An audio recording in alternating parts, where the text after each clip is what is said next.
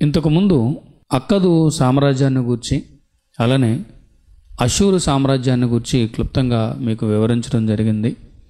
ఆ క్రమంలో అషూరు సామ్రాజ్యాన్ని అణిచేసిన సామ్రాజ్యం బబులోను సామ్రాజ్యం అని చెప్పి ముగించడం జరిగింది.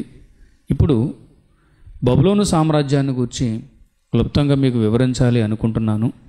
బబులోను సామ్రాజ్యం అనగానే క్రైస్తవులుగా బైబిల్ మీద మనకున్న అవగాహనను బట్టి అందరికీ గుర్తొచ్చే విషయం ఏమిటి అనంటే, ఇశ్రాయేలీల దక్షిణ రాజ్యమైన యూదా రాజ్యాన్ని క్రీస్తు పూర్వం 586 ఆ కాలంలో ధ్వంసం చేసి యెరూషలేములో ఉన్న సొలొమోను కట్టించిన దేవుని మందిరాన్ని ధ్వంసం చేసి విస్తారమైన సంపదను తన దేశానికి నెబుకద్నెజర్ తీసుకెళ్ళిపోవటం, అలానే అనేక మంది ప్రజలను చెరపడి తీసుకెళ్ళిపోవటం, ఈ విషయాలన్నీ కూడా మీకు తెలిసిన చరిత్రే.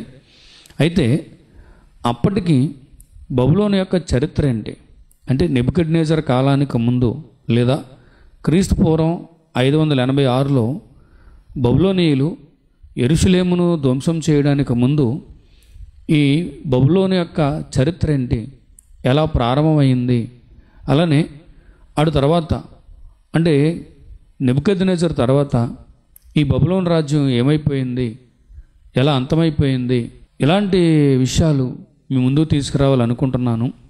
ఇవి కథలు కాదు, అద్భుతమైనటువంటి ప్రాచీన చరిత్ర, ప్రాచీన ప్రపంచ చరిత్ర.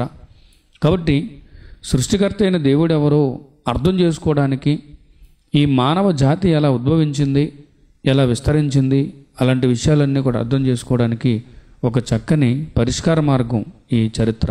కాబట్టి శ్రద్ధగా ఆసక్తిగా తెలుసుకోవడానికి ప్రయత్నించాలి అని ప్రేమతో తెలియజేస్తున్నాను.